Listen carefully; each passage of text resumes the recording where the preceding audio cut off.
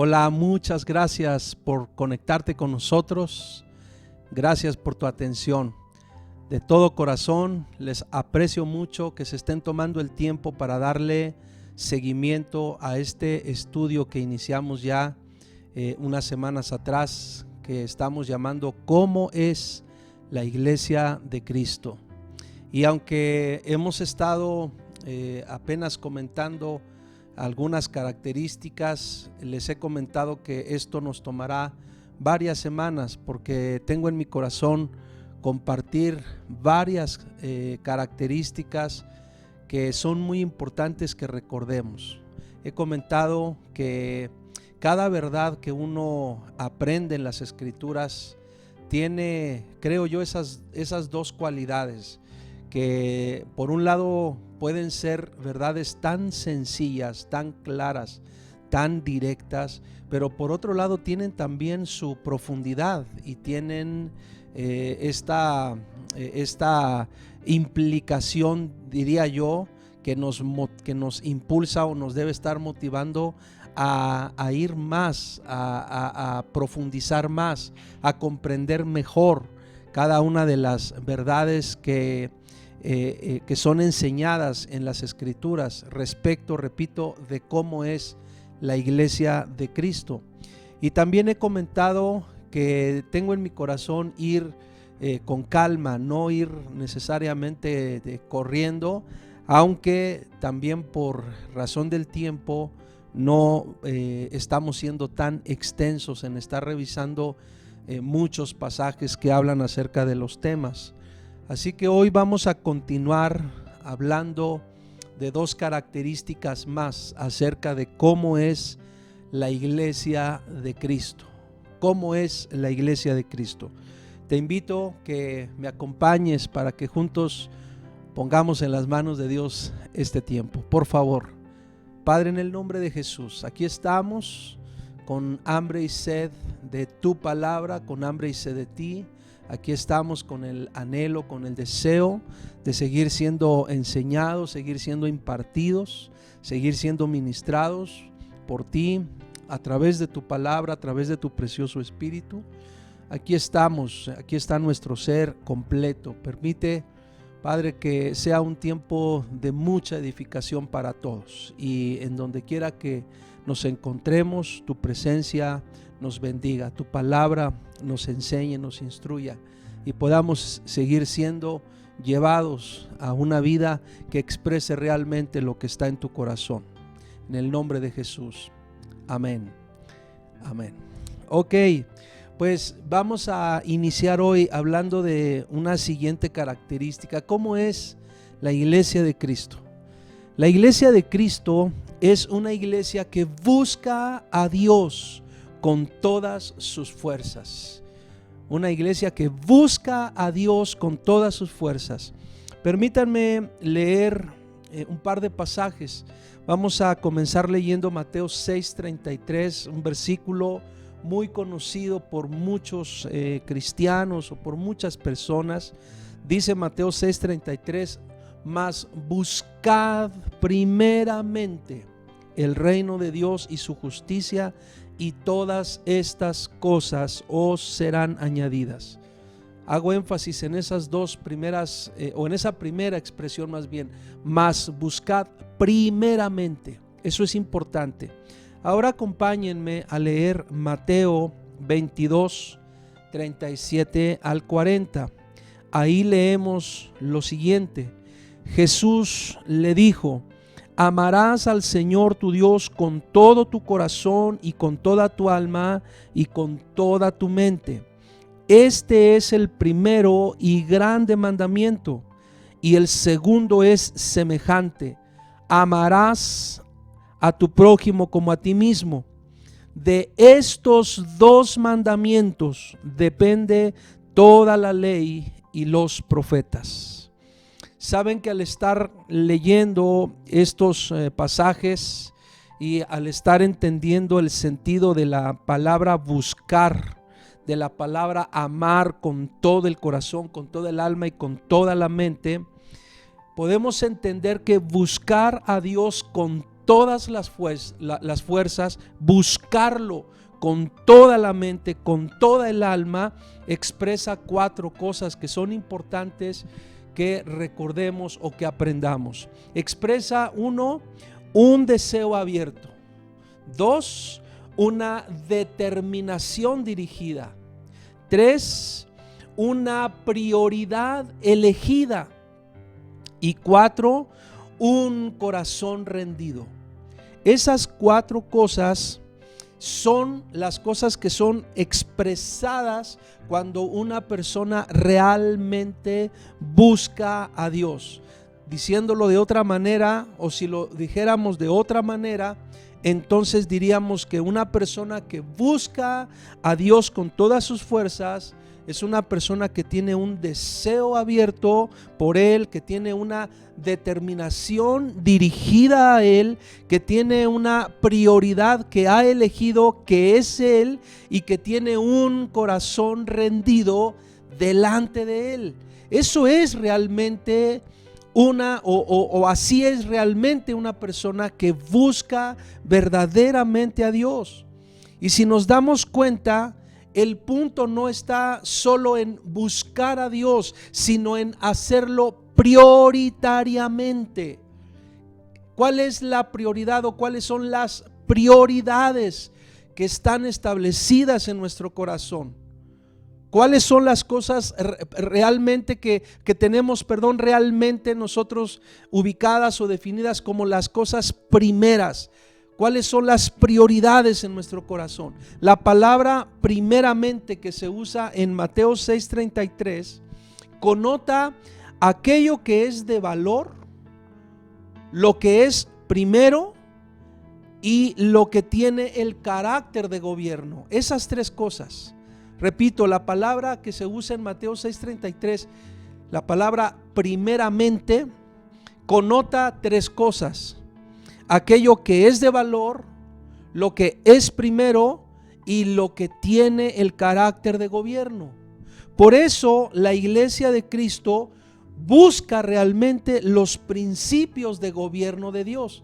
La iglesia de Cristo no está buscando nada más el romanticismo, por decirlo de alguna manera, en su relación con Dios, sino está buscando conscientemente los principios de gobierno de Dios para que sean manifestados en la iglesia, en el carácter, y para que sean un testimonio vivo a partir del cual se pueda dar a conocer a Dios, o a partir del cual se pueda estar dando un testimonio contundente y real de Dios en nuestro corazón.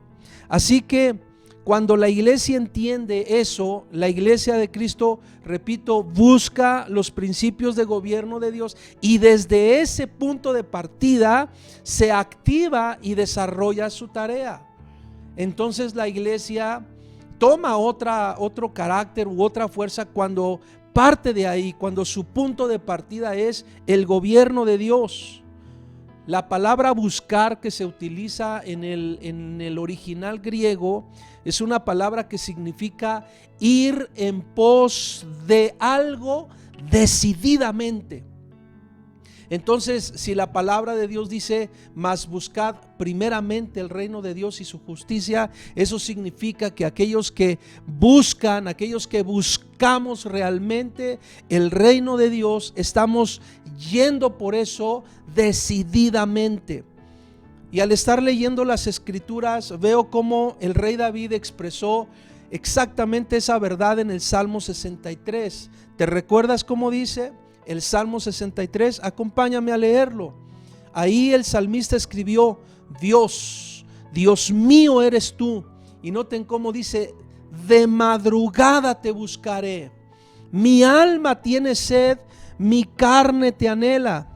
El salmista está expresando todas estas características que estamos hablando. Está expresando un deseo abierto, una determinación dirigida, una prioridad elegida y un corazón rendido. Está yendo en pos de Dios. Y dice la escritura, sigue leyendo ahí, dice: en tierra seca y árida donde no hay aguas. Versículo 2, para ver tu poder y tu gloria, así como te he mirado en el santuario, porque mejor es tu misericordia que la vida, mis labios te alabarán. Así te bendeciré en mi vida, en tu nombre alzaré mis manos. Como de meollo y de grosura será saciada mi alma, y con labios de júbilo te alabará mi boca. Cuando me acuerde de ti en mi lecho, cuando medite en ti en las vigilias de la noche, porque has sido mi socorro, y así en las sombras de tus alas me regocijaré. Está mi alma apegada a ti, tu diestra me ha sostenido. Pero los que para destrucción buscaron mi alma caerán en los sitios bajos de la tierra. Los destruirán a filo de espada, serán porción de los chacales. Pero el rey se alegrará en Dios, será alabado cualquiera que jura por él, porque la boca de los que hablan mentira será cerrada. Notemos cómo este precioso salmo expresa esa fuerza, esa intensidad de lo que significa buscar a Dios. Y cuando tú buscas a Dios verdaderamente, lo buscas con intensidad, lo buscas con prioridad, lo buscas con toda tu fuerza. La iglesia de Cristo tiene la genuina determinación de buscar el gobierno de Dios, no desde una postura mística como lo hemos hablado varias veces, sino desde una posición que ha sido construida por la revelación de Dios, por la vida de Dios que se manifiesta dando testimonio vivo de su presencia, de su guía, de su favor, de su amor y de su sabiduría.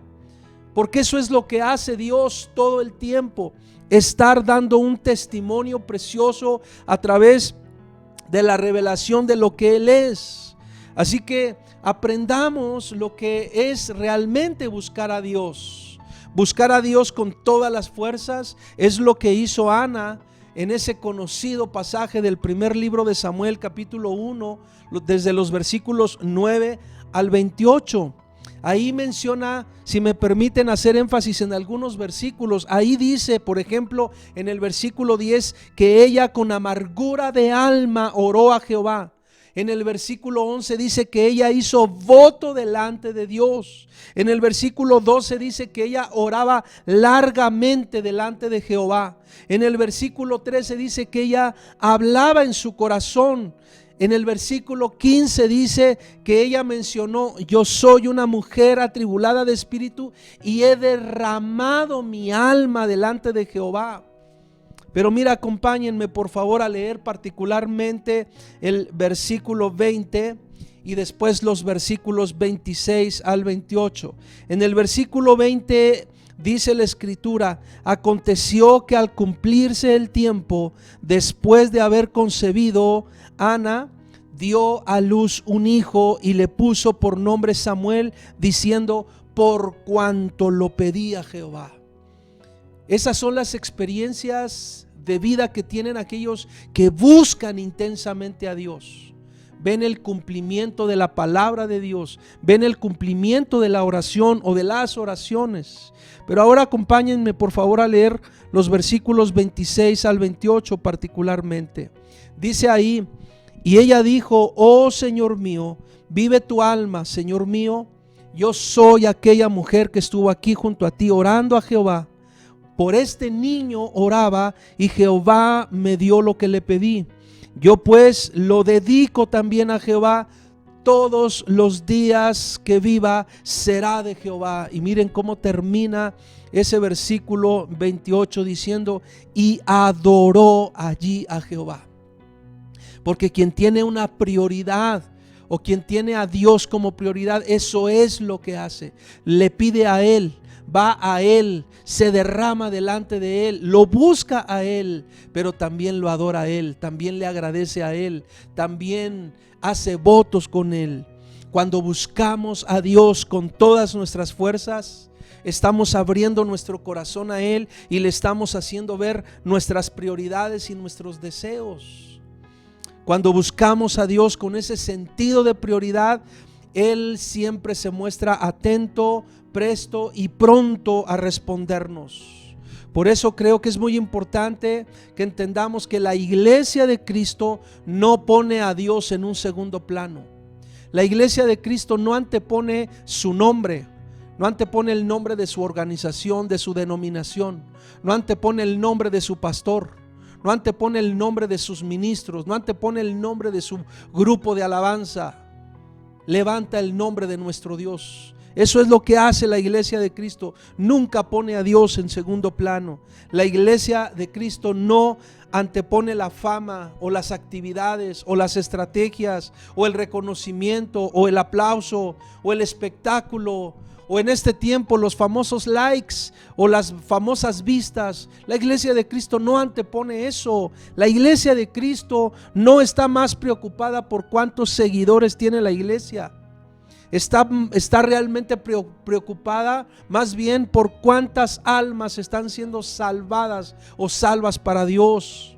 La iglesia de Cristo busca con todo su corazón a Dios, a aquel que reconoce como fuente de vida. Así es la iglesia de Cristo realmente, teniéndolo a Él como prioridad, buscándolo a Él verdaderamente con todas sus fuerzas.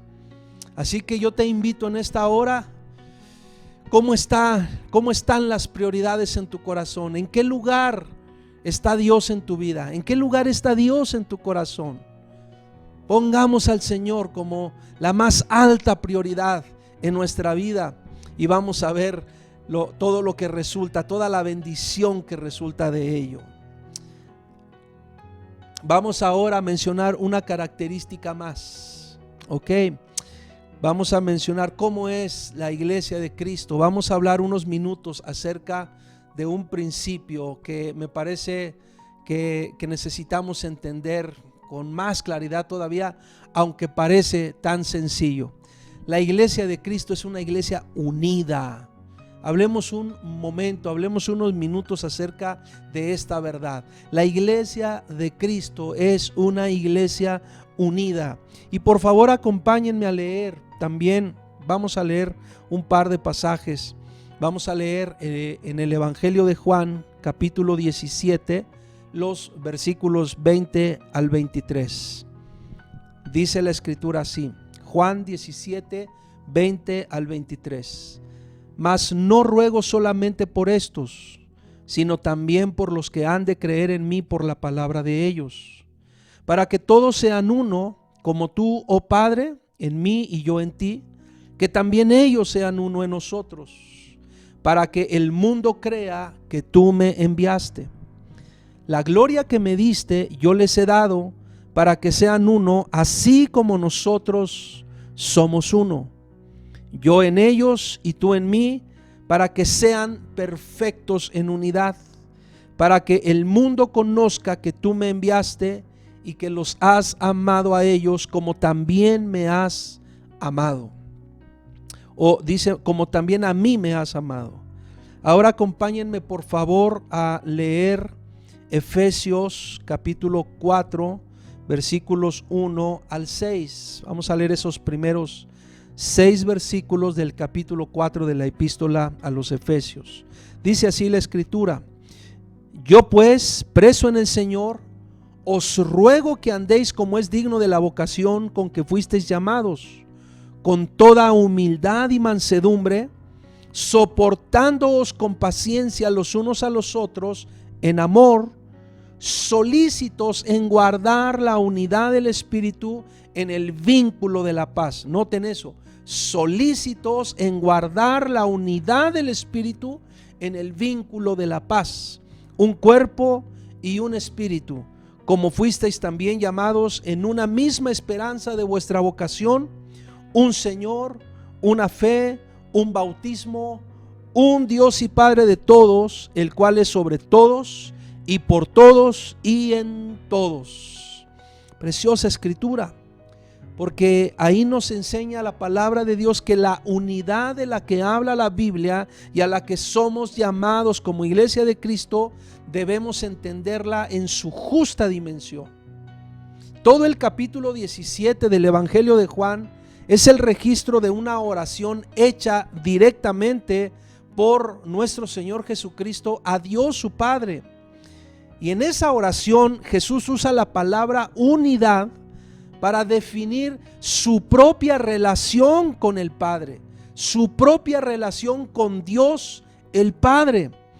Y la utiliza también para ponerla como el modelo de unidad a la que la iglesia es llamada. Es decir, es tan importante eso, entender cómo usó, por qué usó o para qué usó Jesús la palabra unidad y por qué oró específicamente por la unidad. Muchos de nuestros problemas como iglesia o también en el ejercicio de nuestra función como iglesia se deben a no entender exactamente la definición de las cosas a las que somos llamados. Muchas personas no entendemos bien o no entendemos claramente o no sabemos a qué somos llamados en Dios. Así como mencionamos que la Iglesia de Cristo no es una organización y no es tampoco un sistema religioso, también hay que decir que la Iglesia de Cristo no es un club social y tampoco es una compañía de entretenimiento. Esto es más importante de lo que suponemos, porque la unidad de la iglesia no se encuentra en los requisitos que impone una organización a todos sus miembros, ni tampoco en que todas las congregaciones locales llevemos a cabo las mismas actividades. No, no tiene que ver con eso la unidad, o no tiene que ver con eso el sentido de la iglesia de Cristo. La unidad de la que habla Jesús en el Evangelio de Juan es el tipo de unidad que es descrita en Hebreos capítulo 1, versículos 1 al 4, en donde leemos lo siguiente: Dios, habiendo hablado muchas veces y de muchas maneras en otro tiempo a los padres por los profetas, en estos postreros días nos ha hablado por el Hijo, a quien constituyó heredero de todo y por quien asimismo hizo el universo, el cual, siendo el resplandor de su gloria y la imagen misma de su sustancia, y quien sustenta todas las cosas con la palabra de su poder, habiendo efectuado la purificación de nuestros pecados por medio de sí mismo, se sentó a la diestra de la majestad en las alturas, hecho tanto superior a los ángeles, cuanto heredó más excelente nombre que ellos. La unidad de la que habla Jesús en el Evangelio de Juan es este tipo de unidad. Si se dan cuenta, Jesús es uno con Dios. Esa es la verdad que enseña la Biblia. Jesús es uno con Dios. Jesús guarda unidad con Dios el Padre porque Él es la imagen misma de su sustancia, dice este pasaje. Dice que es el resplandor de su gloria. Eso es ser uno con Dios. Y ese es también el sentido de lo que dice el pasaje que leímos hace un momento en Efesios 4, los primeros 6 versículos. Porque ahí se nos llama a guardar la unidad del Espíritu en el vínculo de la paz. Ese tipo de unidad es también el que se nos llama a guardar, por ejemplo, en el matrimonio. ¿Recuerdan cómo dice Génesis 2:24? Dice la Escritura: por tanto dejará el hombre a su padre y a su madre y se unirá a su mujer y serán una sola carne.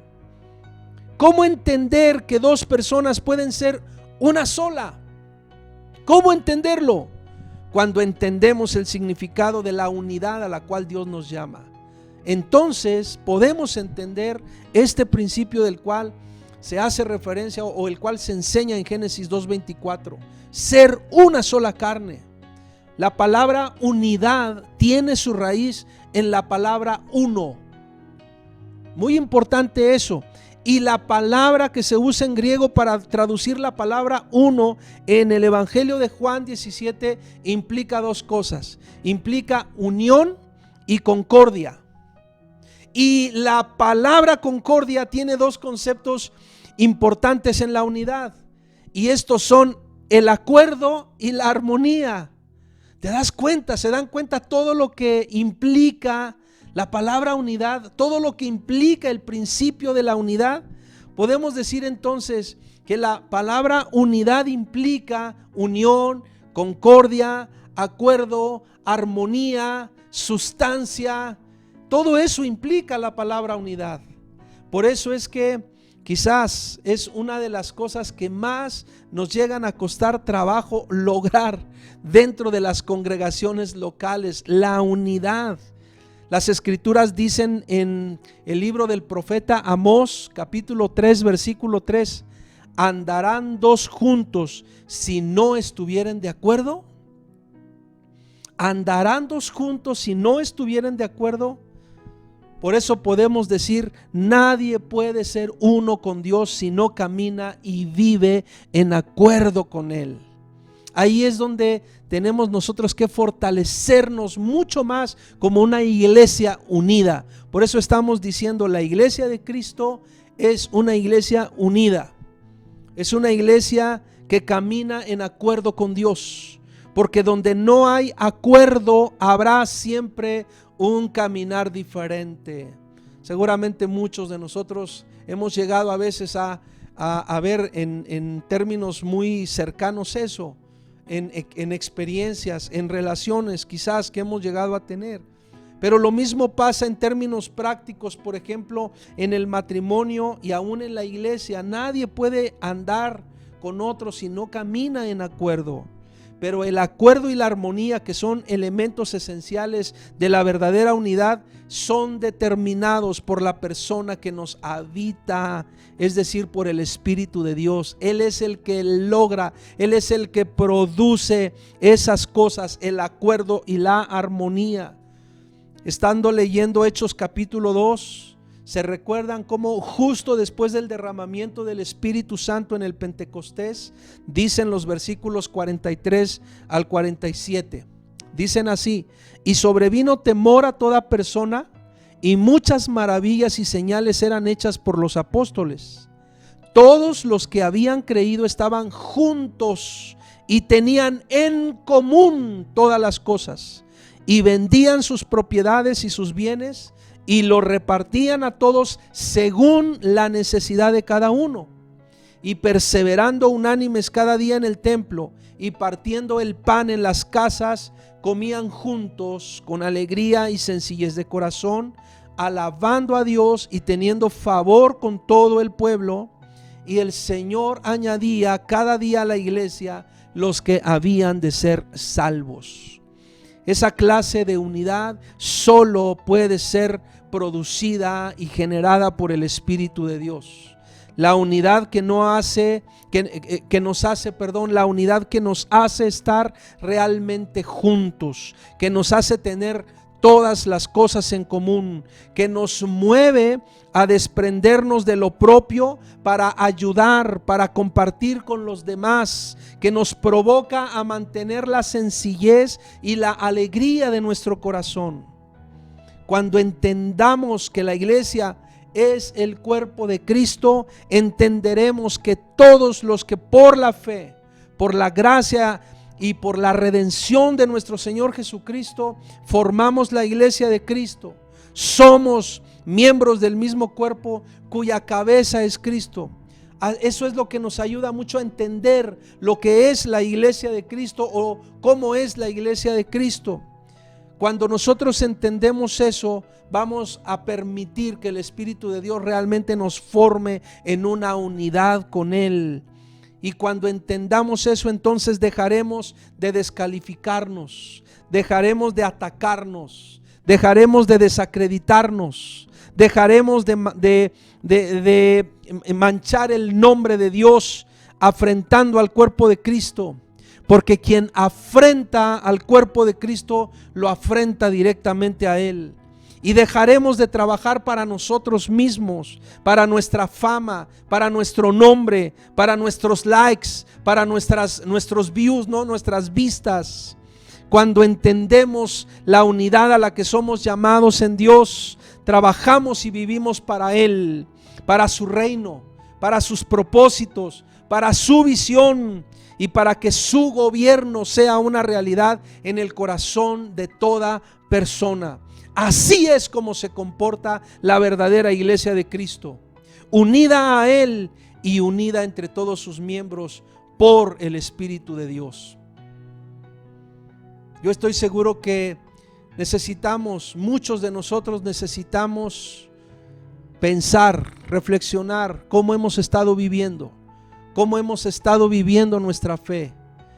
Y necesitamos, si así fuera el caso, necesitamos pedirle perdón a Dios si es que hemos caminado distraídos, si es que hemos estado caminando con nuestras propias definiciones, y aún si es que nosotros mismos hemos dejado de ver lo que realmente tenemos que ver, y hemos dejado aún de servir en lo que realmente tenemos que servir. Creo que muchos de nosotros necesitamos rogarle a Dios que sane nuestro corazón y que nos permita, que nos ayude, que nos enseñe a ser realmente la iglesia de Cristo.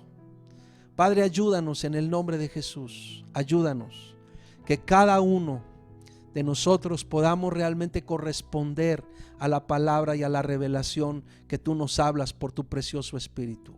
Recibimos tu perdón, recibimos tu gracia. Te rogamos que nos ayudes a ser una iglesia que te busca con todas las fuerzas y a ser una iglesia unida para la gloria de tu nombre. Amén y amén. Muchas gracias. Continuaremos en la siguiente transmisión. Bendiciones.